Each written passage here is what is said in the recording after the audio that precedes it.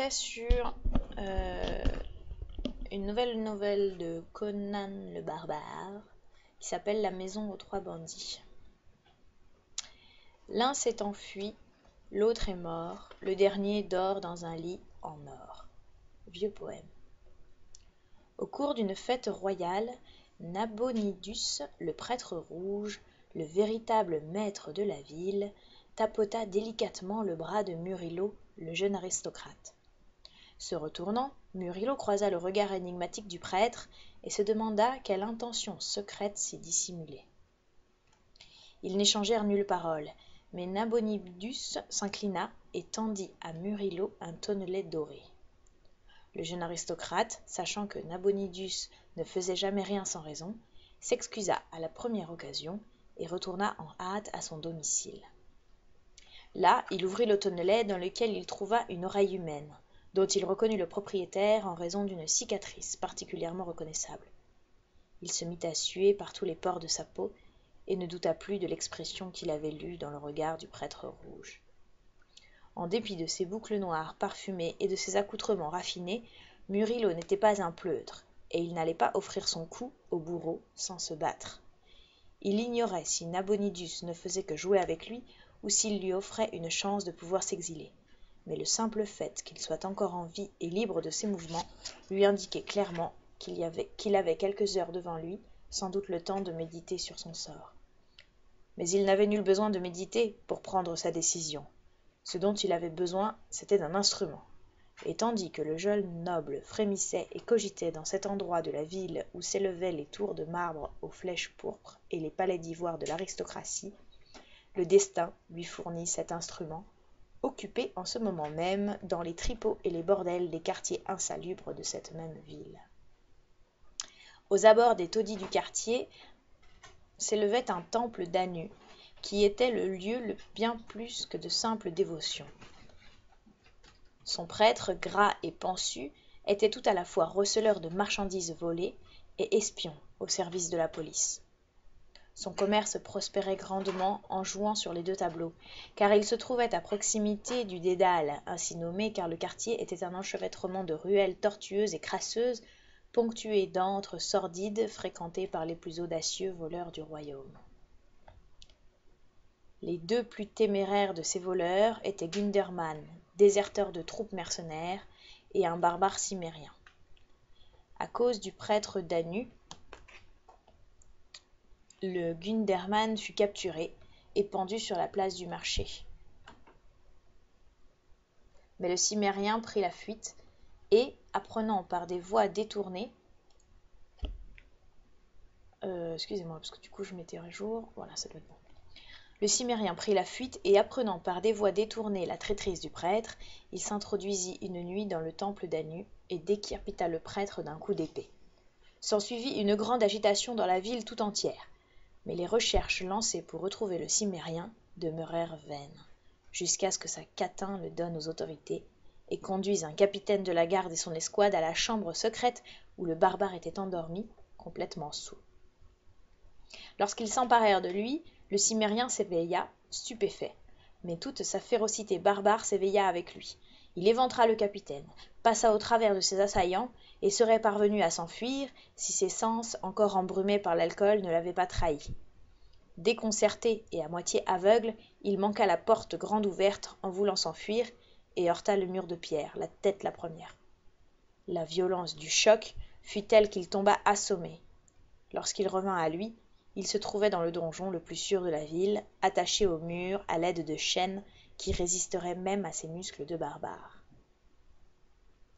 C'est dans cette cellule que se rendit Murillo, masqué et enveloppé dans une ample cape noire. Le cimérien l'examina avec intérêt, croyant avoir affaire au bourreau chargé de son sort.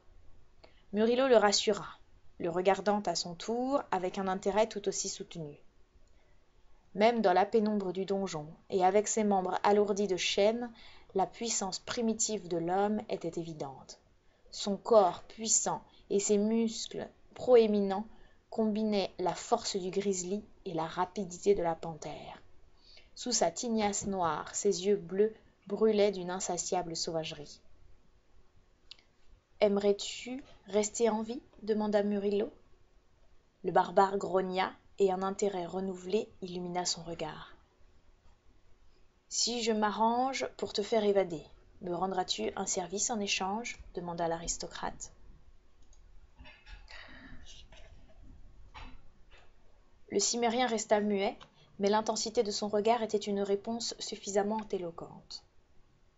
Je veux que tu tues un homme pour moi. Qui? La voix de Murillo se transforma en un murmure. Nabonidus, le prêtre du roi. Le cimérien ne parut ni surpris ni troublé. Il était dénué de cette crainte ou du respect pour les autorités que la civilisation inculque aux hommes. Roi ou mendiant, c'était du pareil au même pour lui. Il ne demanda pas non plus à Murillo pourquoi il l'avait choisi en particulier alors que les quartiers pauvres regorgeaient de coupe-jarrets en liberté. « Quand vais-je pouvoir m'évader » demanda-t-il. « Dans l'heure. Il n'y a qu'un seul garde dans cette partie du donjon la nuit et on peut l'acheter. En fait, il est déjà acheté. Tiens, voici les clés de tes chaînes. Je vais te les ôter. 1 heure après mon départ, le garde Atticus viendra déverrouiller la porte de ta cellule. Tu le ligoteras avec des bandes de tissu de ta tunique. De cette façon, il ne sera pas soupçonné quand on le découvrira. Et les autorités seront persuadées que tu as bénéficié d'une aide extérieure. Rends-toi sur l'heure à la demeure du prêtre rouge et tue-le. Ensuite, tu iras à la taverne du rat. Un homme t'y attendra et te donnera une bourse en or et un cheval. Ainsi pourvu, tu pourras t'enfuir de cette ville et quitter le pays.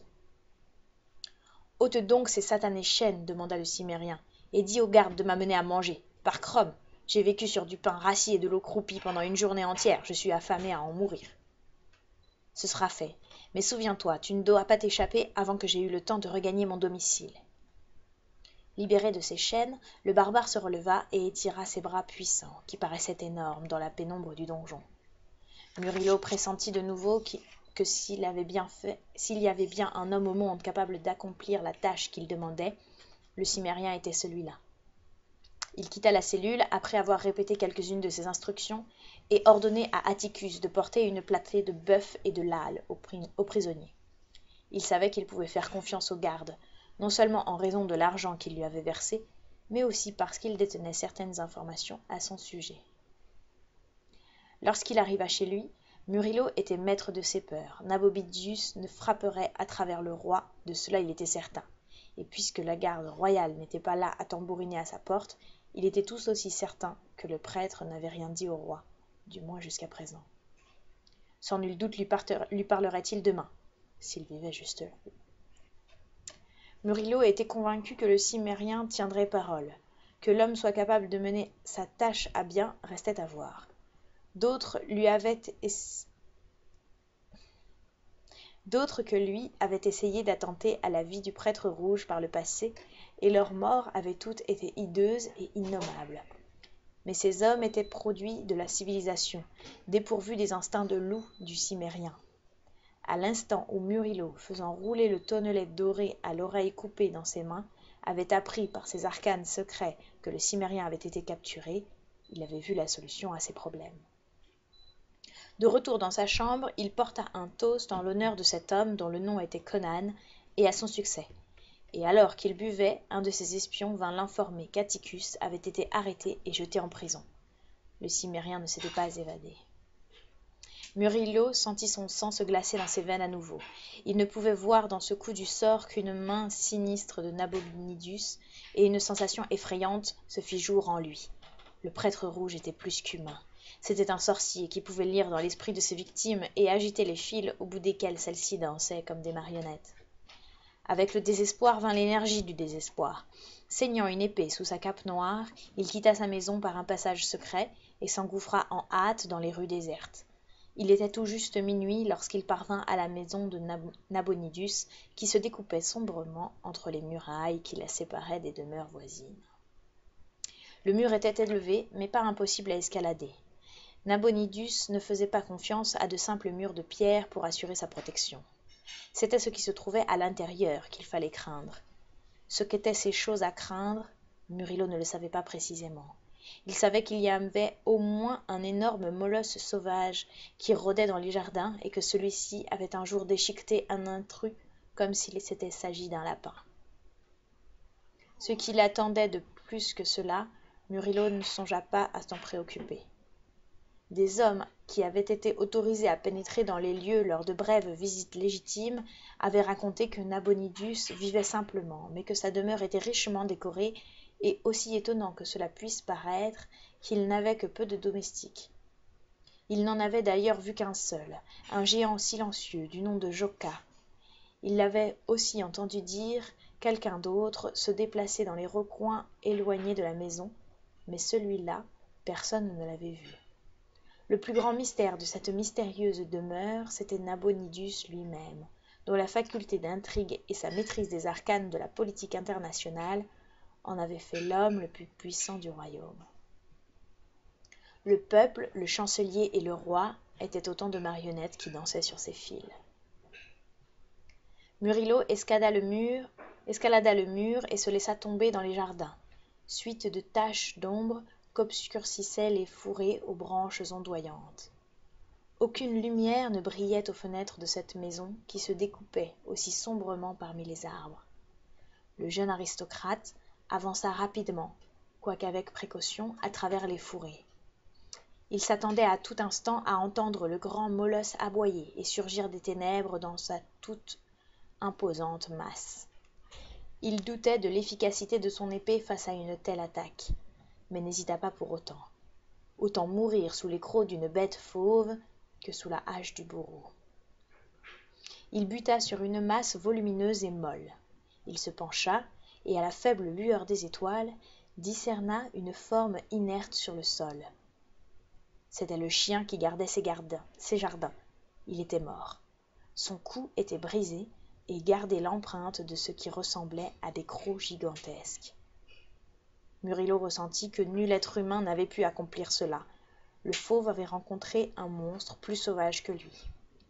Avec une certaine appréhension, Murillo sonda du regard les masses de buissons et de fourrés obscurs, puis, d'un haussement d'épaules, s'approcha de la maison silencieuse. La première porte qu'il essaya n'était pas fermée à clef. Il entra avec précaution, l'épée à la main, et se retrouvait dans un grand couloir sombre, faiblement éclairé par la lumière qui filtrait à travers les tentures à l'autre bout. Un silence complet régnait sur toute la demeure. Murillo se faufila le long du couloir et s'arrêta pour jeter un coup d'œil derrière la tenture. Son regard rencontra une pièce éclairée. Les fenêtres étaient munies de rideaux de velours, si tendus qu'aucune lumière ne pouvait s'échapper. Nul être vivant dans la pièce, mais elle avait bien un sinistre occupant. Au milieu des meubles brisés et de tentures arrachées, témoin muet d'une lutte redoutable, gisait le corps d'un homme. Il était couché sur le ventre, mais sa tête était tordue, de telle façon que son menton reposait sur une épaule. Ses traits, déformés en une grimace sinistre, semblaient fixés sur le jeune aristocrate épouvanté. Pour la première fois cette nuit, la résolution de Murillo chancela. Il jeta un coup d'œil incertain dans la direction d'où il était venu, puis le souvenir du bourreau et de son échafaud le raffermit. Il traversa la pièce, faisant un détour pour éviter l'horreur grimaçante étalée en son milieu. Bien qu'il n'ait jamais vu l'homme, il savait, d'après les descriptions qu'on lui avait faites, qu'il s'agissait de Joca, le domestique taciturne de Nabonidus. Derrière les tentures d'une porte, il aperçut une vaste pièce circulaire. À mi-hauteur entre le sol poli et le plafond surélevé, une galerie faisait le tour de cette pièce, meublée comme celle d'un roi. En son milieu se trouvait une imposante table d'acajou, sur laquelle étaient posées des carafes de vin et des mets succulents. Murillo se raidit. Dans un grand fauteuil dont le large dos était face à lui, il vit une silhouette dont les vêtements lui étaient familiers. Il entreaperçut un bras dans une manche rouge posée sur un accoudoir. La tête, dissimulée sous la cagoule de cette cape si familière, était penchée en avant, comme plongée dans une méditation. Murillo avait vu Nabonidus assis dans cette position des centaines de fois à la cour royale. Maudissant son cœur qui battait la chamade, le jeune aristocrate s'avança dans la pièce à pas feutrés, l'épée tendue en avant, tout son corps prêt à délivrer la botte fatale. Sa proie ne bougeait pas, ni ne semblait avoir entendu son approche prudente. Le prêtre rouge était-il donc endormi? Ou était-ce un cadavre qui était ainsi vautré dans le grand fauteuil? Murillo n'était plus désormais qu'à une enjambée de son ennemi, lorsque soudain, l'homme dans le fauteuil se leva et lui fit face. Le sang reflua des traits de Murillo, son épée glissa de ses doigts et tomba en retentissant sur le sol poli. Un cri terrible franchit ses lèvres, et suivi par la chute lourde d'un corps. Et de nouveau, le silence régna sur la demeure du prêtre rouge. Peu après que Murillo eut quitté le donjon où Conan le Cimmérien était enfermé, Atticus apporta au prisonnier un plateau de nourriture qui comprenait entre autres un énorme quartier de bœuf et une chope d'âne. Conan se jeta dessus avec un appétit féroce, pendant qu'Atticus partait inspecter les cellules pour vérifier que tout était en ordre et que personne ne serait témoin de sa prétendue évasion. C'était pendant qu'il était ainsi occupé qu'une escouade de soldats fit irruption dans la prison et le mit aux arrêts. Murillo se trompait en pensant que cette arrestation signifiait que le projet d'évasion de Conan avait été découvert. Cela concernait tout autre chose. Atticus s'était montré négligent dans les affaires avec la pègre et avait été rattrapé par l'un de ses vieux péchés. Un autre geôlier prit sa place, un individu flegmatique mais sûr que nulle somme d'argent n'aurait pu détourner de son devoir.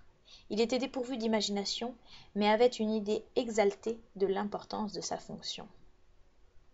Une fois Atticus emmené devant le magistrat pour y être formellement inculpé, ce nouveau geôlier fit le tour des cellules par la pure routine. Comme il passait devant celle de Conan, son sens des convenances fut heurté et outragé de voir le prisonnier libre de ses chaînes et occupé à ronger les derniers bouts de viande encore accrochés à un énorme quartier de bœuf. Le geôlier fut si choqué qu'il commit l'erreur d'entrer seul dans la cellule, sans avoir au préalable appelé les gardiens en poste ailleurs dans la prison. Ce fut sa première faute professionnelle, et aussi sa dernière. Conan lui fracassa le crâne avec l'os de bœuf, s'empara de sa dague et de ses clés, et quitta la cellule sans se presser. Comme Murillo l'avait dit, il n'y avait qu'un seul garde en faction dans cette partie de la prison la nuit. Le Cimmérien franchit les murs à l'aide des clés dont il s'était emparé, et se retrouva rapidement à l'air libre, aussi libre que si le plan de Murillo avait fonctionné. Au pied des murs de la prison, Conan s'arrêta un instant pour décider ce qu'il allait faire. Il se dit qu'il ne devait rien à Murillo, puisqu'il s'était échappé par ses propres moyens. C'était cependant le jeune aristocrate qui l'avait délivré de ses fers et qui lui avait fait apporter la nourriture. 2 éléments sans lesquels son évasion aurait été impossible.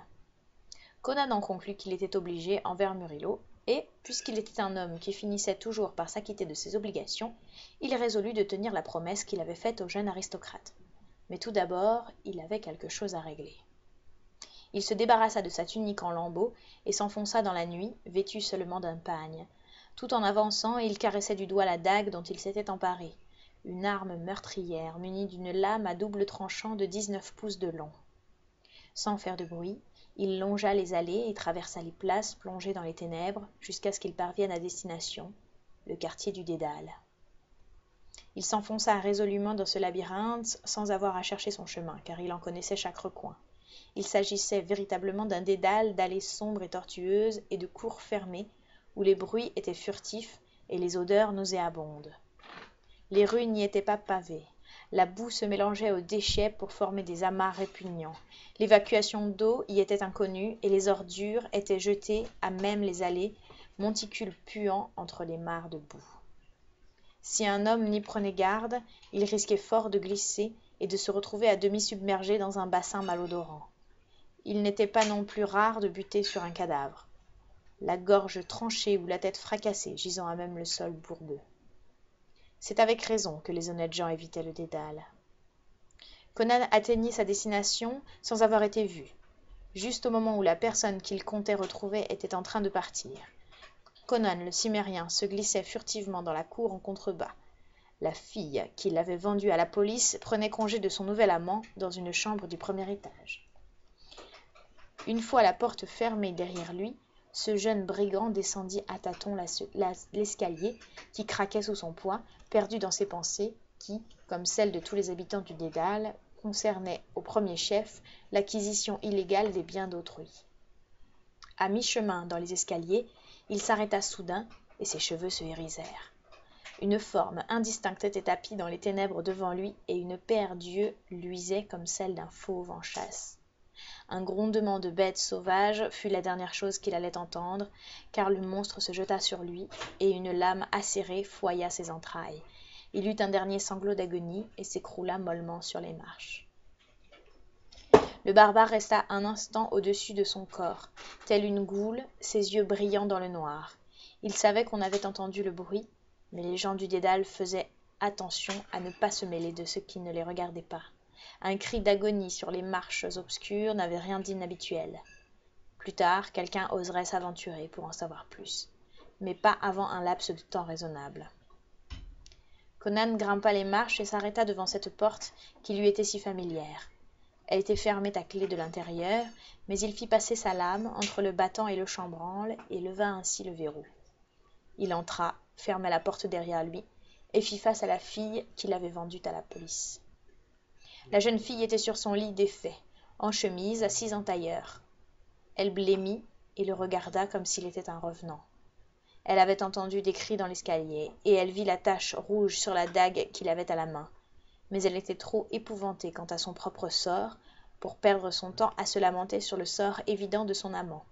Elle se mit à le supplier de lui laisser la vie sauve, dans des propos rendus presque incohérents par la terreur. Conan ne répondit pas. Il resta simplement là, à la regarder de ses yeux brûlants, testant le fil de sa lame sur son pouce calleux. Il finit par traverser la chambre tandis qu'elle se recroquevillait contre le mur, demandant grâce entre deux sanglots. L'empoignant sans ménagement par ses boucles blondes, il la traîna au bas du lit. Rangeant la lame dans son fourreau, il s'empara de sa victime sous son bras gauche et s'avança à grandes enjambées vers la fenêtre. Comme la plupart des maisons de ce type, chaque étage était entouré d'un rebord, formé par le prolongement des saillies des fenêtres. Conan ouvrit la fenêtre d'un coup, s'avança sur le rebord étroit. Si quelqu'un était réveillé à ce moment ou se trouvait à proximité, un bien étrange spectacle se serait offert à lui. Un homme se déplaçant avec précaution le long du rebord, une fille gesticulant à demi nue sous son bras. Il n'aurait pas été plus intrigué que la fille. Atteignant enfin son but, Conan s'arrêta, s'agrippa au mur de sa main libre. À l'intérieur du bâtiment retentit soudain une clameur, indiquant que le cadavre venait enfin d'être découvert. Sa captive gémissait et se tordait, renouvelant ses imprécations. Conan jeta un coup d'œil vers les immondices et la fange des allées en contrebas. Il prêta attention un instant aux supplications de la fille et aux clameurs dans l'immeuble, puis, visant soigneusement, il la laissa tomber dans une fosse à purin. Il resta quelques instants à savourer le spectacle de la fille qui s'agitait et se démenait, à écouter ses jurons furieux, et s'autorisa même un ricanement sourd. Puis, il releva la tête, écouta le tumulte qui allait s'amplifiant dans le bâtiment, et décida qu'il était temps d'aller tuer Nabonidus. C'est un bruit métallique retentissant qui réveilla Murillo. Il grogna, désorienté, et s'efforça de recouvrer une position assise. Le silence et l'obscurité régnaient tout autour de lui, et l'espace d'un instant, il fut gagné par la crainte maladive d'être devenu aveugle. Puis il se remémora ce qui s'était passé, et ses chairs se hérissèrent. Tâtonnant autour de lui, il se rendit compte qu'il était étendu sur un plancher de dalles de pierre lisse et régulière. S'aventurant plus loin, il découvrit un mur fait du même matériau. Il se leva et s'adossa contre celui-ci, tentant en vain de s'orienter. Il se trouvait dans une sorte de prison, de cela il en était certain, mais en quel endroit et depuis combien de temps, il n'en avait pas la moindre idée. Il se rappelait vaguement un bruit retentissant et se demanda si c'était le bruit de la porte de fer de sa cellule se refermant derrière lui, ou au contraire si ça avait marqué l'entrée du bourreau. Il frissonna profondément à cette idée et se mit à avancer précautionneusement le long du mur. Il s'attendait à rencontrer l'extrémité de sa cellule à tout moment.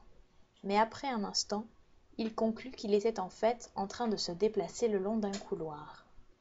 Il resta près du mur, redoutant des fosses et autres pièges du même acabit, et comprit bientôt qu'il n'était pas seul dans les ténèbres. Il ne pouvait rien voir, mais soit ses oreilles avaient perçu un bruit furtif, ou alors c'était son subconscient qui l'avait prévenu. Il s'arrêta, les cheveux dressés sur la tête, aussi sûr qu'il était en vie. Il savait qu'un autre être vivant était là, devant lui, tapi dans l'ombre.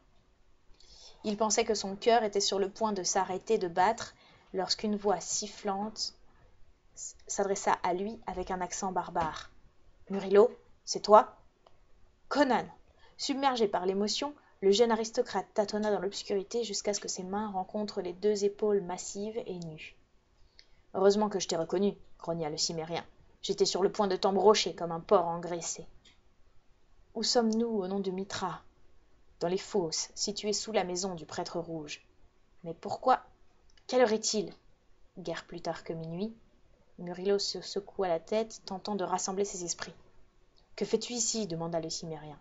« Je suis venu tuer Nabonidus. J'ai eu vent qu'on avait changé le garde de ta cellule et... » « En effet, » grogna Conan, « j'ai fracassé le crâne du nouveau geôlier et me suis enfui. J'aurais dû arriver ici il y a des heures de ça, mais j'avais d'abord quelques affaires personnelles à régler. Bon, nous partons traquer Nabonidus ?» Murillo frissonna. « Conan, nous sommes dans la demeure de l'archidémon. Je suis venu y chercher un ennemi humain. J'ai trouvé un diable velu échappé des enfers. » Conan grogna, incertain. Aussi intrépide qu'un tigre blessé quand il s'agissait d'ennemis humains, il était cependant habité de toutes les terreurs superstitieuses des êtres primitifs. « Je suis parvenu à m'introduire dans la maison, » chuchota Murillo, comme si les ténèbres avaient des oreilles pour écouter. « J'ai trouvé le chien de Nabonidus frappé à mort dans le jardin. À l'intérieur, j'ai trouvé Joka, le domestique, son cou avait été brisé. Puis j'ai vu Nabonidus, en personne, assis dans son fauteuil, dans ses accoutrements habituels. Tout d'abord, j'ai cru qu'il était mort, lui aussi. Je me suis approché en silence pour le poignarder, alors il s'est levé et m'a fait face. Grand Dieu !» Le souvenir de cette horreur figea le jeune aristocrate pendant un instant, et il se retrouva incapable de parler alors qu'il revivait cet instant affreux. « Conan, murmura-t-il, ce n'est pas un homme qui m'a fait face. Il ressemblait à un homme par le corps et dans sa posture, mais c'est un visage de démence et de cauchemar que j'ai vu sous la cagoule écarlate du prêtre. Ce visage était couvert de poils noirs entre lesquels rougeoyaient des petits yeux porcins. Son nez était aplati avec d'énormes narines évasées. Ses lèvres charnues étaient retroussées, révélant d'immenses crocs jaunis comme ceux d'un chien. Ses mains, qui dépassaient des manches écarlates, étaient contrefaites, couvertes du même pelage noir. J'ai vu tout ça en un instant, et l'instant d'après, submergé par cette vision d'horreur, mes sens défaillirent et je m'évanouis. « Et après ?» demanda le Cimérien mal à l'aise. « Je n'ai repris mes sens qu'il y a peu. Le monstre doit m'avoir jeté dans cette fosse souterraine. Conan, j'ai toujours soupçonné Nabonidus de ne pas être totalement humain. C'est un démon, une chose qui peut changer d'aspect. Le jour, il se meut parmi les hommes sous forme humaine, et la nuit, il reprend son véritable aspect. »« Cela semble évident, » répondit Conan. « Tout le monde sait qu'il existe des hommes qui peuvent se transformer en loups par leur seule volonté. Mais pourquoi a-t-il tué ses domestiques ? » « Qui peut se targuer de pouvoir sonder l'esprit d'un démon ?» lui répondit Murillo. « Notre tâche première est de nous sortir de cet endroit. Les armes humaines ne peuvent rien contre un être capable de changer d'aspect. Comment t'es-tu retrouvé ici ? » ?»« Par les égouts. Je me suis dit que les jardins seraient gardés. Les égouts donnent sur un tunnel qui mène jusqu'à ces fosses. Je pensais pouvoir trouver une porte non verrouillée menant aux étages supérieurs. »« Alors échappons-nous par où tu es arrivé !» s'exclama Murillo. « Au diable tout cela ! Une fois sortis de cet antre de serpents, nous tenterons notre chance contre la garde royale et essaierons de nous enfuir de cette ville. Vas-y, je te suis. »« Inutile, » grogna le Cimérien. « La voie qui mène aux égouts est barrée. Au moment où je suis entré dans le tunnel, une grille de fer s'est abattue du plafond. Si je n'avais été plus vif que l'éclair, les pointes de la grille m'auraient cloué au sol comme un ver. Lorsque j'ai tenté de la soulever, elle n'a pas bougé d'un pouce. Un éléphant ne parviendrait pas à la faire bouger, ni quelque chose de plus gros qu'un lapin à se glisser entre les barres de fer. » Murillo jura, et une main glacée parcourut son échine. Il aurait dû se douter que Nabonidus ne laisserait aucune voie d'accès à sa demeure sans surveillance. Si Conan n'avait pas eu cette vitesse propre aux bêtes sauvages, cette herse l'aurait embauché. Il n'avait sans nul doute déclenché un mécanisme caché en se déplaçant dans le tunnel, faisant tomber la grille, et maintenant, ils étaient tous les deux vivants, mais captifs. Le barbare grogna en signe d'accord. « Il n'y a plus qu'une chose à faire, » dit Murillo, suant de tous les pores de sa peau. « C'est tenter de trouver une autre issue. Elles sont sans doute toutes piégées, mais nous n'avons pas le choix. » Les compagnons se mirent à tâtonner au hasard le long de ce couloir. À ce moment, Murillo songea à quelque chose. « Comment as-tu pu me reconnaître dans cette obscurité » demanda-t-il. « Quand tu es venu me trouver dans ma cellule, j'ai senti l'odeur du parfum que tu mets dans tes cheveux, répondit Conan. Je l'ai senti de nouveau, il n'y a pas très longtemps, au moment où j'étais tapi dans le noir, me préparant à t'éventrer. Murillo porta une boucle de cheveux noirs à ses narines. Même ainsi, l'odeur était à peine perceptible pour son odorat de civilisé, et il réalisa que l'essence du cimérien devait être particulièrement aiguisée. Tandis qu'il avançait avec peine, une main se porta sur son fourreau, et il jura de le trouver vide. À ce moment, une faible lueur apparut devant eux, et il parvint rapidement à un coude dans le couloir, d'où filtrait une lumière grisâtre. Parvenus à l'angle, tous deux regardèrent avec précaution, et Murillo, penché sur son compagnon, sentit l'imposante carcasse de ce dernier et se raidit. Le jeune homme l'avait vu, lui aussi, un homme gisant, inerte, à moitié nu dans le couloir, juste après le coude, vaguement illuminé par une lueur qui semblait émaner d'un disque fiché dans le mur d'en face. Il se dégageait de cette silhouette qui gisait face contre terre une étrange familiarité. Les implications inexplicables et monstrueuses qui en découlaient firent tressaillir l'âme de Murillo. Faisant signe aux Cimériens de le suivre, il s'avança en silence et se pencha sur le corps, qu'il fit basculer sur le dos. Il laissa alors échapper un juron d'incrédulité et le Cimérien un puissant grognement de surprise. « Nabonidus, le prêtre rouge !» s'exclama Murillo. Son cerveau saisit soudain d'un vertige sans nom. « Mais alors, qui ? Quoi ?» Le prêtre marmonna quelques mots et se mit à remuer faiblement. Avec une vitesse toute féline, Conan se pencha sur l'homme et pointa sa dague juste au-dessus du cœur de celui-ci. Murillo le saisit par le poignet. « Attends, ne le tue pas tout de suite. »« Pourquoi pas ?» demanda le Cimérien. « Il est sous sa forme humaine et il est assoupi. Veux-tu donc qu'il s'éveille et qu'il nous taille en pièces ?»« Non, attends !» le pressa Murillo, tentant de surmonter sa confusion. « Regarde, il ne dort pas. Tu vois ce bleu sur sa tempe rasée ? On l'a assommé. Il se peut même qu'il soit là depuis des heures. »« Je pensais que tu avais juré l'avoir vu sous sa forme bestiale là-haut dans la maison, » dit Conan. « Je l'ai vu. Ou alors... » « Il se réveille. Retiens ta lame, Conan. Il y a là un mystère plus profond que je ne l'aurais cru. Je dois m'entretenir avec ce prêtre avant que nous le tuions. » Nabonidus porta une main hésitante sur sa tempe meurtrie, grommela quelque chose et ouvrit les yeux. L'espace d'un instant, ils restèrent vides, dénués d'intelligence. Puis, il revint à la vie d'un mouvement sec et s'assit, regardant les deux hommes. Quel que puisse avoir été le choc terrifiant qui avait engourdi son esprit acéré, l'homme avait désormais recouvré toutes ses facultés habituelles. Ses yeux lancèrent des regards autour de lui, puis se posèrent sur Murillo. « Vous faites honneur à ma maison, jeune homme, dit-il en riant d'un air assuré, regardant la grande silhouette qui se découpait derrière l'épaule du jeune aristocrate. « Tu t'es offert les services d'un forban, je vois. Ton épée ne suffisait-elle donc pas pour mettre fin au jour de mon humble personne ?»« Cela suffit, » rétorqua Murillo avec impatience. « Depuis combien de temps es-tu ici ?»« Voilà une étrange question à poser à un homme qui vient tout juste de retrouver ses esprits, » répondit le prêtre. « Je ne sais pas quelle heure il est à présent, mais on m'a attaqué environ 1 heure avant minuit. »« Mais alors, qui donc se fait passer pour toi dans tes propres vêtements en haut dans la maison ?» demanda Murillo. « Tac, sans nul doute, » répondit Nabonidus, caressant ses plaies avec amertume. « Oui, ce ne peut être que Tac. Et dans ma propre robe, le chien. » Conan, qui ne comprenait rien à la scène, s'agitait, impatient, et marmonna quelque chose dans sa langue natale. Nabonidus le regarda avec un air bizarre. « La dague de ton rustre semble impatiente à trouver le chemin de mon cœur, Murillo, dit-il. Je pensais que tu aurais été suffisamment sage pour écouter mon avertissement et quitter la ville. »« Comment pouvais-je savoir ce qui m'attendait ?» lui répondit Murillo. « En tout cas, c'est ici que je défends mes intérêts. »« Tu es en bonne compagnie avec ce coupe-jarret, » murmura Nabonidus. « Je te suspectais depuis quelque temps. C'est pourquoi je me suis arrangé pour faire disparaître ce secrétaire de la cour au teint si blafard. Avant qu'il meure, il m'a révélé nombre de choses, dont, entre autres, le nom de ce jeune aristocrate qui l'avait corrompu afin qu'il lui fournisse des secrets de l'État, que ce jeune aristocrate revendait ensuite à des puissances rivales. N'as-tu pas honte de toi, Murillo, voleur aux mains immaculées ? » « Je n'ai pas plus de raison d'avoir honte que toi, sale pillard au cœur de vautour, » répondit sur-le-champ Murillo. « Tu exploites un royaume tout entier pour ton propre compte, et sous le couvert de ta fonction d'État désintéressée, tu croque le roi, dépouille les riches, opprime les pauvres et sacrifie l'avenir du pays tout entier pour satisfaire ton ambition sans bornes. Tu ne vaux pas mieux qu'un gros porc dont le groin est plongé dans son auge. Tu es bien plus grand voleur que moi. De nous trois, c'est le Cimérien qui est le plus honnête, car lui au moins tue et vole au grand jour. Eh bien, nous sommes donc tous des bandits, opina Nabonidus sur un ton égal. Et maintenant, que veux-tu? Ma vie? Quand j'ai vu l'oreille du secrétaire disparu, je savais que j'étais perdu, dit Murillo brusquement, et je me suis dit que tu invoquerais l'autorité du roi. Avais-je raison?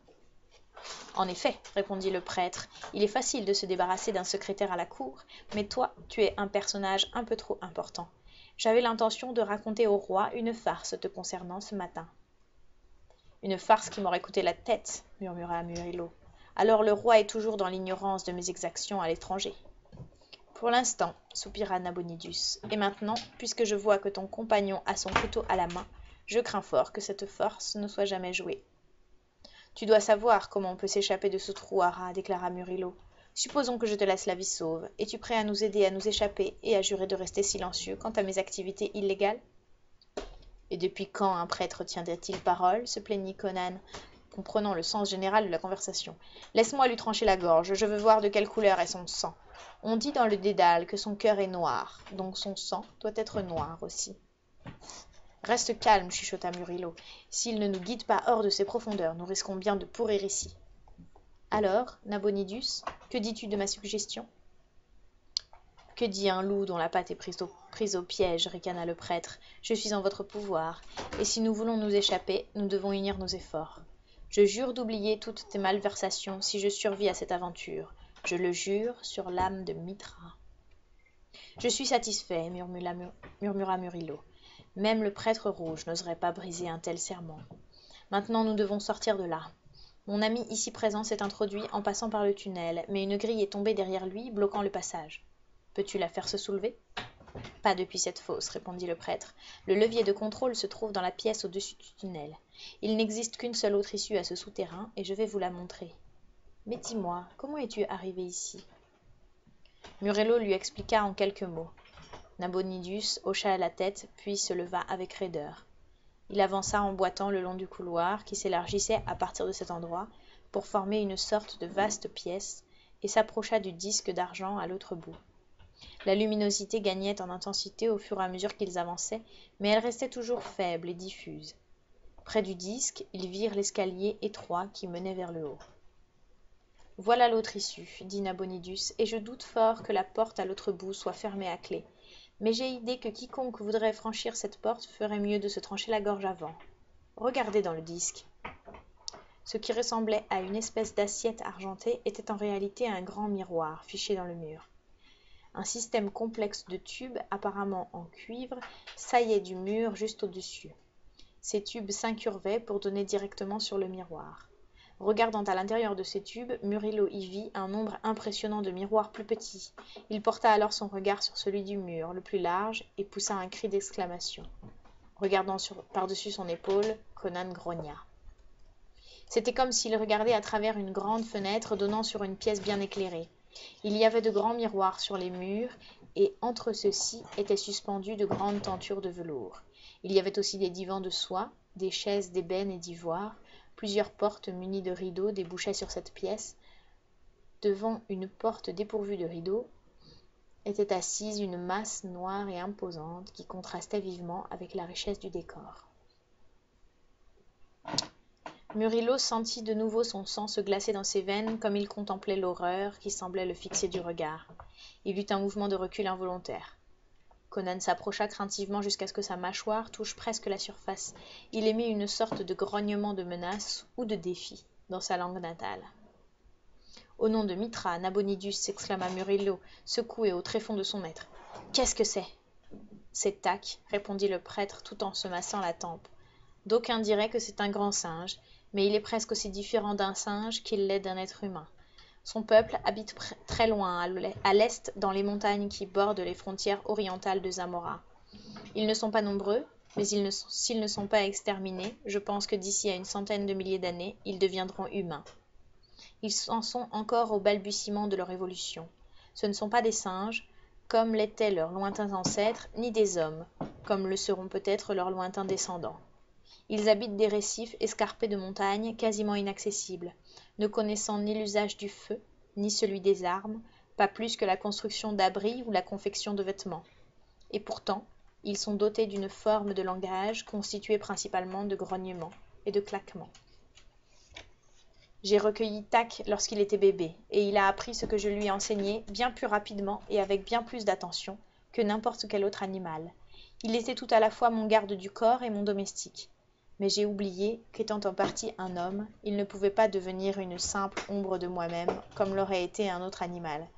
Apparemment, son cerveau semi-bestial a conservé des vestiges de haine, de rancœur et une certaine forme d'ambition bestiale. Quoi qu'il en soit, il a frappé au moment où je m'y attendais le moins. La nuit dernière, il m'a paru devenir soudainement pris de démence. Ses actions avaient l'empreinte de la folie animale, et pourtant je sais maintenant que tout cela devait être le produit d'un acte mûrement réfléchi et planifié. J'ai entendu un bruit de lutte dans le jardin. Je m'y suis rendue pour savoir ce qui se passait, car j'étais persuadée que c'était toi, et que mon molosse venait de te terrasser. J'ai alors vu Tak émerger des fourrés, ruisselant de sang. Avant que je ne comprenne ses intentions, il m'a bondu dessus, en poussant un cri terrifiant, et m'a assommé. Je ne me rappelle pas de la suite, mais je devine que suivant quelques instincts fantasques de son cerveau à demi humain, il m'a dépouillé de ma robe, et comme j'étais encore en vie, il m'a jeté dans cette fosse. Dans quel but, seuls les dieux pourraient le savoir. Il devait avoir tué le chien au moment où il rentrait du jardin, et après m'avoir terrassé, il a de toute évidence tué Joka, puisque tu as vu son cadavre dans la maison. Joka serait venu à mon aide, même contre Tak, qu'il a toujours haï. Murillo regarda la créature à travers le miroir. Elle était assise devant la porte close, attendant avec une impatience monstrueuse. Il frissonna à la vue de ses grandes mains noires, recouvertes de poils, qui ressemblaient à une sorte de pelage. Son corps était massif, large et voûté. Ses épaules, anormalement larges, avaient déchiré la robe écarlate, et, en les apercevant, Murillo vit qu'elles étaient recouvertes du même pelage épais et noir. Le visage qui saillait de sous le capuchon rouge était d'une bestialité sans nom, et pourtant, Murillo réalisa que Nabonidus disait la vérité quand il disait que Tak n'était pas vraiment une bête sauvage. Il y avait quelque chose au fond de ses yeux rouges sombres, dans la posture maladroite de la créature, quelque chose dans son apparence générale qui la différenciait du règne animal. Ce corps monstrueux abritait un cerveau et une âme qui commençaient tout juste à s'épanouir dans une humanité encore vague. Murillo resta pétrifié et atterré lorsqu'il reconnut une légère et hideuse parenté entre le genre humain et cette horreur assise. Et il fut pris de nausée lorsqu'il réalisa fugitivement que les abîmes de bestialité hurlante à travers lesquels l'humanité avait dû péniblement passer. « Il nous voit, à n'en pas douter, » murmura Conan. « Pourquoi ne nous charge-t-il donc pas? Il pourrait briser cette fenêtre sans peine. » Murillo comprit que Conan pensait que le miroir était une sorte de fenêtre. « Il ne nous voit pas, » répondit le prêtre. « Nous regardons en fait la pièce située au-dessus de nous. Cette porte que surveille Tak est celle qui se trouve au bout de ces marches. Ce n'est qu'un jeu de miroirs. Tu vois ces glaces sur les murs. Elles réfléchissent l'image de la pièce dans ces tubes, le long desquels elle est réfléchie de nouveau et agrandie, jusqu'à se projeter sur ce grand miroir. » Murillo comprit que le prêtre avait des siècles d'avance sur son époque pour avoir été capable de mettre au point une telle invention. Conan, quant à lui, n'y vit que de la sorcellerie et ne s'en préoccupa pas plus avant. « J'ai conçu cette fosse pour être soit un refuge, soit une prison, » déclara le prêtre. « Il m'est arrivé de me réfugier ici, et grâce à ces miroirs, j'ai pu voir la mort s'abattre sur ceux qui en voulaient à ma personne. »« Mais pourquoi Tak surveille-t-il cette porte ?» demanda Murillo. « Il doit avoir entendu la chute de la grille dans le tunnel. Celle-ci est reliée à des cloches placées dans la pièce du haut. Il sait qu'il y a quelqu'un dans le souterrain, et il attend que l'intrus monte les marches. Oh, il a bien appris les leçons que je lui ai enseignées. Il a vu ce qui est arrivé aux hommes qui franchissaient cette porte lorsque je tirais sur la corde au mur là-bas, et il attend de pouvoir m'imiter. »« Et alors, qu'allons-nous faire pendant qu'il attend ?» demanda Murillo. « Il n'y a rien que nous puissions faire, excepté le regarder. Aussi longtemps qu'il sera dans cette pièce, nous ne pouvons risquer de monter ces marches. Il a la force d'un véritable gorille, et il pourrait très facilement nous tailler en pièces. Mais il n'a pas besoin de faire usage de ses muscles. Si nous ouvrons cette porte, il n'a qu'à tirer cette corde, et il nous enverra tous dans l'au-delà. Comment cela ? Notre accord stipule que je vous aide à vous échapper, répondit le prêtre. Pas que je révèle mes secrets. Murillo voulut répondre, puis se raidit soudain. Une main furtive venait d'écarter le rideau d'une des portes. Entre ceux-ci apparut un visage sombre dont les yeux menaçants étaient fixés en direction de la forme ramassée dans sa robe écarlate. « Pétréus !» siffla Nabonidus. « Mithra, quelle assemblée de vautours aura vu cette nuit !» Le visage était toujours encadré entre les rideaux écartés. Par-dessus l'épaule de l'intrus, d'autres visages scrutaient. Des visages sombres, émaciés, illuminés par une impatience sinistre. « Que font-ils ici ?» murmura Murillo, baissant machinalement le ton de sa voix, bien qu'il sût parfaitement qu'il ne pouvait pas l'entendre. « Mais voyons que peuvent bien faire Pétréus et ces jeunes ardents nationalistes dans la demeure du prêtre rouge, ricana Nabonidus. Vois avec quelle attention ils fixent la silhouette qu'ils prennent pour leur ennemi juré. Ils ont commis la même erreur que toi. Ce devrait être amusant de voir la tête qu'ils feront quand ils verront à quel point ils se sont mépris. » Murillo resta silencieux. Toute cette affaire semblait bien irréelle. Il avait l'impression d'assister à un spectacle de marionnettes ou d'être un spectre désincarné assistant de manière détachée aux faits et gestes des vivants de sa lignée ignorée et invisible de tous.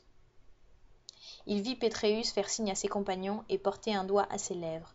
Le jeune aristocrate n'arrivait pas à savoir si Tac était au courant de la présence des intrus. La position de l'homme singe n'avait pas changé, il était toujours assis, de dos vers la porte que les hommes étaient en train de franchir en silence. « Ils ont eu la même idée que toi, » lui glissa Nabonidus à l'oreille, « mais leurs raisons à eux sont patriotiques et non égoïstes. Il est devenu facile de pénétrer chez moi maintenant que le chien est mort. Oh, quelle chance ce serait de pouvoir me débarrasser d'eux une fois pour toutes, si j'étais assis à la place de Tac, d'un bond jusqu'au mur d'une traction sur cette corde. » Pétréus venait de franchir en silence le seuil de la porte, talonné par ses compagnons, leurs lames luisant sombrement. Soudain, Tac se releva et pivota sur lui-même. L'horreur inattendue de cette apparition, là où ils avaient pensé contempler le visage honni mais familier de Nabonidus, fit chanceler leurs nerfs comme elle avait fait chanceler ceux de Murillo. Pétréus recula en hurlant, entraînant ses camarades en arrière dans son geste. Ils basculèrent et tombèrent les uns sur les autres. À cet instant, Tac couvrit la distance jusqu'au seuil de la porte en un bond prodigieux et grotesque, s'empara d'une épaisse corde de velours qui pendait là et la tira avec force. Les rideaux s'écartèrent alors instantanément de chaque côté, dégageant la porte, le long de laquelle glissa quelque chose d'argenté. « Il s'est souvenu, exulta Nabonidus. La bête est vraiment à moitié humaine. Il a déjà vu ce geste de mort et il s'en est souvenu. Regardez maintenant, regardez !» Murillo vit que c'était un panneau de verre qui avait glissé en travers du seuil de la porte. Derrière celui-ci, il pouvait voir les visages blêmes des conspirateurs. Les mains de Pétréus, projetées en avant comme pour contrer une charge de Tac, venaient d'entrer en contact avec la barrière transparente, et d'après ses gestes, il disait quelque chose à ses compagnons. Maintenant que le rideau était tiré, les hommes dans le souterrain pouvaient voir tout ce qui se passait dans la pièce où se trouvaient les nationalistes. Complètement désorientés, ceux-ci traversèrent la pièce en courant jusqu'à la porte par laquelle ils étaient arrivés et s'arrêtèrent net, comme si un mur invisible les avait arrêtés. Une fois la corde tirée, cette pièce s'est retrouvée scellée, ricana Nabonidus. C'est simple, les panneaux de verre sont glissés dans un interstice au niveau du seuil des portes. Le fait de tirer la corde relâche le ressort qui les tient en place. Alors ils glissent le long de la porte et se verrouillent. On ne peut actionner ce ressort que de l'extérieur. Le verre est incassable. Un homme armé d'un maillet ne pourrait en venir à bout. Ha! Les hommes pris au piège étaient gagnés par l'hystérie de la terreur. Ils couraient d'une porte à l'autre, comme des démons, frappant en vain les parois cristallines, brandissant leurs poings vers la forme noire et implacable qui se tenait accroupie de l'autre côté. Soudain, l'un d'entre eux rejeta la tête en arrière, regarda vers le haut et se mit à crier, à en juger par les mouvements de ses lèvres, tout en pointant du doigt en direction du plafond. La chute des panneaux de verre a libéré un nuage de mort, dit le prêtre rouge secoué d'un rire démentiel. La poussière de lotus gris du marais des morts qui se trouve au-delà de Kitaï.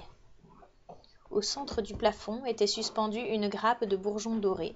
Ceux-ci venaient de s'ouvrir comme des pétales d'une grande rose incrustée, et il en tomba une sorte de brouillard grisâtre qui emplit rapidement la pièce. L'hystérie qui régnait dans la pièce se transforma alors en une scène de folie et d'horreur. Les hommes, pris au piège, se mirent à tituber et à tourner sur eux-mêmes en courant, comme ivres. De l'écume maculait leurs lèvres déformées par un affreux rictus. Pris de rage, ils se jetèrent les uns sur les autres avec leurs poignards et leurs dents, tailladant, mordant, tuant dans un holocauste de folie. Murillo fut malade à ce spectacle et se trouva heureux de ne pas pouvoir entendre les cris et les hurlements qui devaient résonner dans cette pièce de mort. Comme des images que l'on projette sur un écran, le spectacle était silencieux. À l'extérieur de cette chambre de l'horreur, Tac bondissait sur place, grimaçant d'une joie féroce et lançant ses longs bras velus haut dans les airs. Derrière l'épaule de Murillo, Nabonidus riait comme un démon. « Ah, joli coup, Pétréus, tu l'as éventré en beauté. Et maintenant un coup pour toi, mon cher patriote. Et voilà, ils sont tous à terre, et les vivants arrachent les chairs des morts de leurs dents écumantes. » Murillo frissonna. Derrière lui, le cimérien jura doucement dans sa langue frustre. La mort était désormais l'unique occupante de la pièce envahie de vapeurs grises. Déchiquetés, tailladés et mutilés, les conspirateurs gisaient à terre en un monticule sanglant, leurs bouches béantes, leurs visages maculés de sang, regardant sans les voir les vapeurs grises qui s'effilochaient lentement dans l'air. Tac, voûté comme un gnome de taille colossale, s'approcha du mur où pendait la corde et lui imprima un étrange mouvement latéral. « Il ouvre la porte opposée, dit Nabonidus. Par Mitra, il est encore plus humain que je ne l'avais supposé. Voyez, la brume s'échappe de la pièce et se dissipe. Il attend, pour être tout à fait sûr, et maintenant il lève l'autre panneau. Il est prudent. Il sait que le lotus gris ne réserve que la folie et la mort. Par Mitra. » Murillo tressaillit en entendant cette exclamation électrisée. « Voilà notre seule chance, s'exclama Nabonidus. S'il quitte la pièce du haut pour quelques minutes, nous tentons notre chance et gravissons ces marches en toute hâte. » Tendus par l'angoisse, ils virent le monstre franchir le seuil de la porte en se dandinant et disparaître à leur vue. Les rideaux étaient retombés lorsque le panneau de verre avait retrouvé sa position initiale, dissimulant la pièce mortelle à leur regard. « Nous devons tenter notre chance, s'exclama Nabonidus, et Murillo vit la sueur perler sur son visage. Peut-être va-t-il se débarrasser des corps, comme il m'a vu le faire. Vite, suivez-moi en haut de ces marches. Il s'élança en courant et les gravit avec une agilité qui étonna Murillo. Le jeune aristocrate et le barbare étaient sur ses talons, et ils entendirent son profond soupir de soulagement lorsqu'il ouvrit la porte en haut de l'escalier.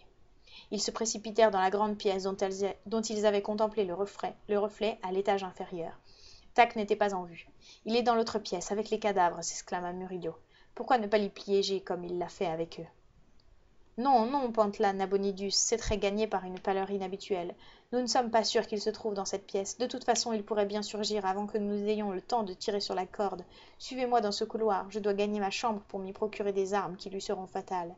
Ce couloir est le seul de tous ceux qui débouchent dans cette pièce à ne pas être piégés d'une façon ou d'une autre. » Ils le suivirent en toute hâte, traversant une porte fermée par un rideau et située en face de la pièce de la mort. Ils parvinrent dans un couloir sur lequel donnaient de nombreuses pièces. Nabonidus tenta fébrilement d'ouvrir les portes latérales.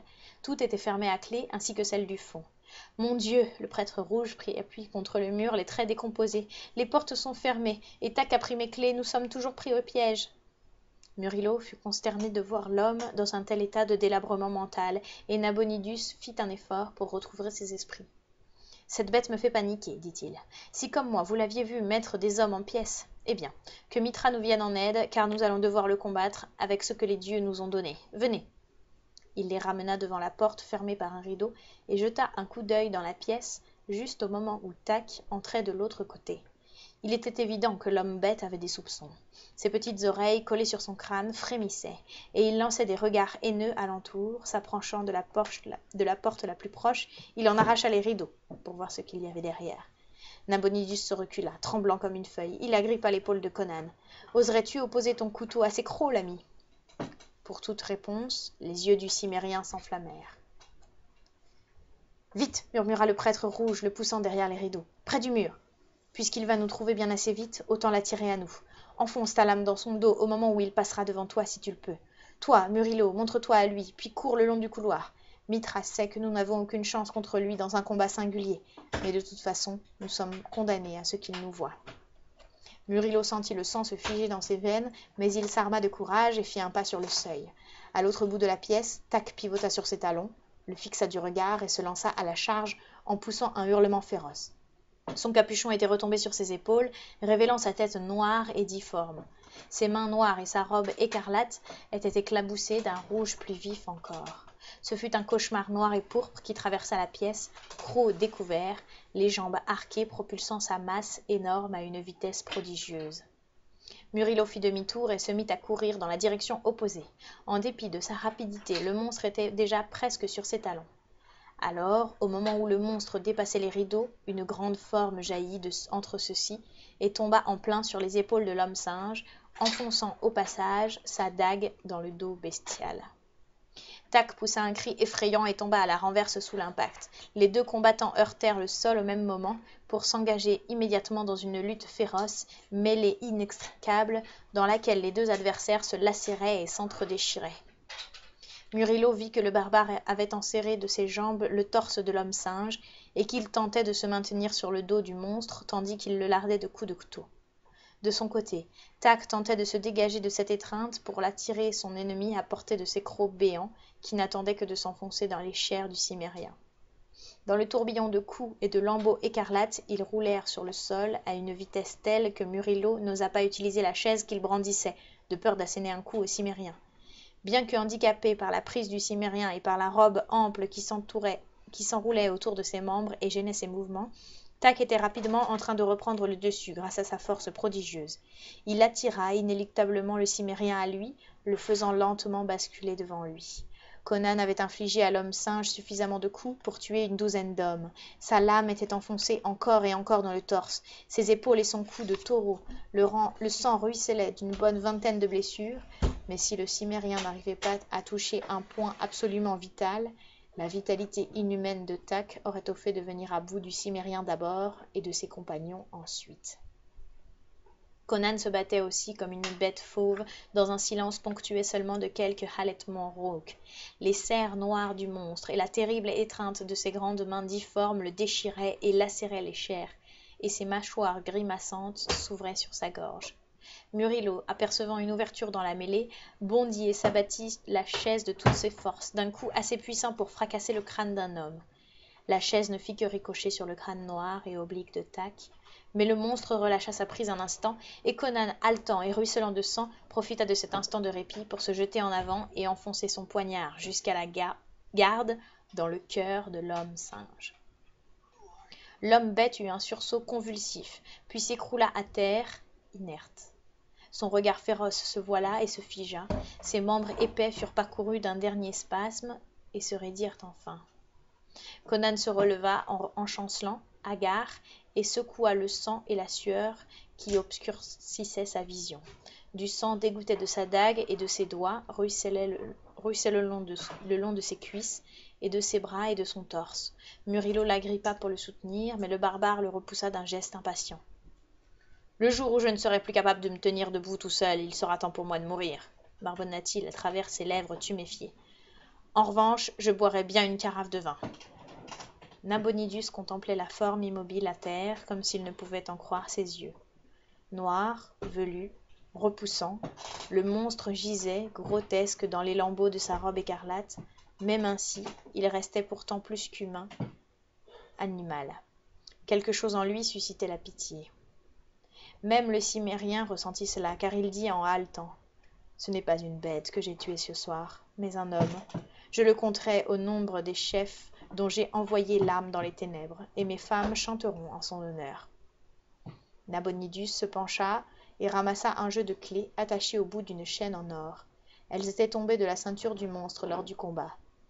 Faisant signe à ses compagnons de le suivre, il les conduisit jusqu'à une pièce dont il ouvrit la porte et les y précéda. Cette pièce était éclairée comme les autres. Le prêtre rouge prit une carafe de vin sur une table, remplit les coupes de cristal. Tandis que ses compagnons épanchaient leur soif, il murmura : « Quelle nuit ! L'aube est presque là. Qu'allez-vous faire, mes amis? Je vais panser les blessures de Conon, si tu veux bien m'apporter des bandages et tout ce qu'il faut, dit Murillo. Nabonidus acquiesça, fit un geste en direction de la porte qui donnait sur le couloir. Quelque chose, dans la façon dont il inclinait la tête, incita Murillo à ne pas le lâcher du regard. Parvenu à la porte, le prêtre rouge fit soudain volte-face. Son visage était transformé, ses yeux avaient retrouvé la flamme qui les habitait auparavant et ses lèvres étaient animées d'un sourire silencieux. Tous des bandits, railla-t-il sur son habituel ton moqueur. Mais pas tous des imbéciles. C'est toi l'imbécile, Murillo. Que veux-tu dire? Dit le jeune aristocrate en se relevant brusquement. Arrière, s'écria Nabonidus, sa voix claquant comme un fouet.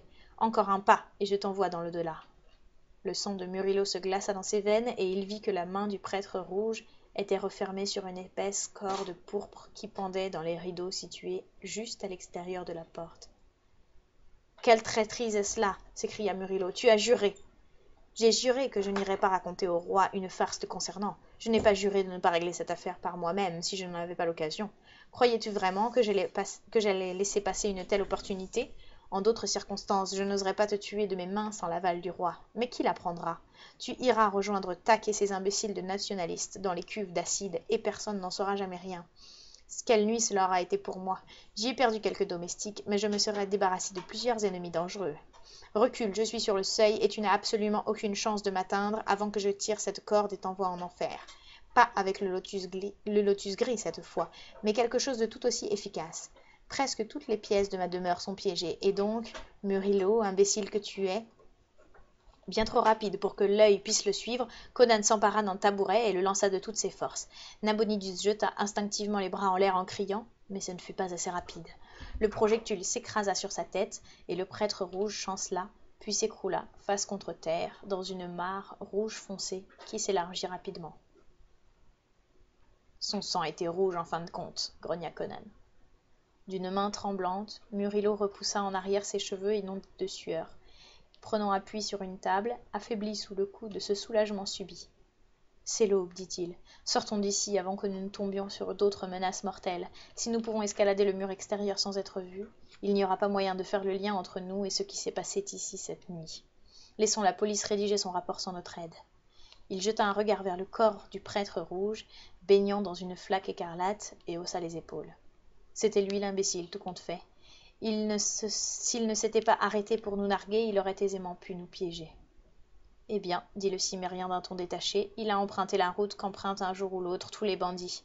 J'aimerais bien piller la maison, mais je suppose que nous ferions mieux d'y aller. » Comme ils émergèrent enfin dans la pénombre du jardin, l'aube commençait à blanchir. Murillo déclara. Le prêtre rouge évanoui dans les ténèbres. La voie est libre pour moi dans cette ville et je n'ai rien à craindre. Mais toi, il y a toujours cette histoire de prêtre dans le dédale et... J'en ai soupé de cette ville et de toute façon, grimaça le cimérien. Tu as dit qu'il y avait un cheval pour moi à la taverne du rat. Je me demande bien à quelle vitesse il pourra m'amener dans un autre royaume. J'ai encore bien des routes à parcourir avant de m'engager sur celle que Nabonidus a prise cette nuit. Fin.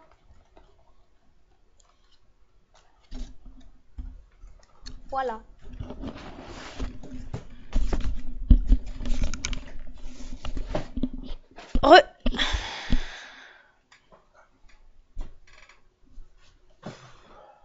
J'interromps gros pseudo en plein milieu d'un geste là, si j'ai bien compris. Mais c'est magnifique ce que tu fais, gros pseudo. Les couleurs sont juste sublimes.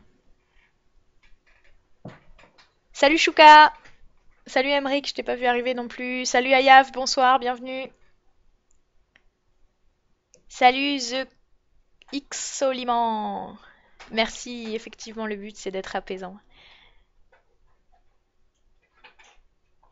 Salut, j'ai un gros, merci pour le compliment. On essaie de faire des progrès sur le. Et salut, j'ai dit oui.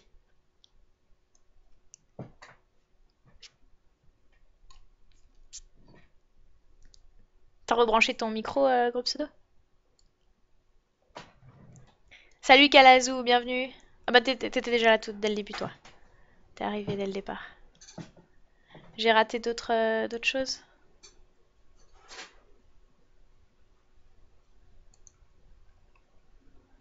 As de pique. Il y a As de pique qui est passé. Salut As de pique, mais je sais pas s'il est resté. Voilà, je crois que c'est à peu près tout. Je suis remontée dans la conversation.